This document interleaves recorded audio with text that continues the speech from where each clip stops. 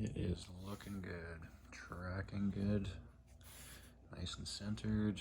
Everything is super straight, and I am liking the way it looks. This is a great kit, quite easy to assemble and figure out, even for a rookie to intermediate motorcycle technician of one kind or another. I don't know if I was just a, city boy that decided to watch a YouTube video, probably gonna fuck something up. But honestly, on a scale of 1 to 10 for anybody who knows their bike fairly well and wrenches on it, probably a 3. Not a hard job, looks great. Can't wait to fire this bitch up.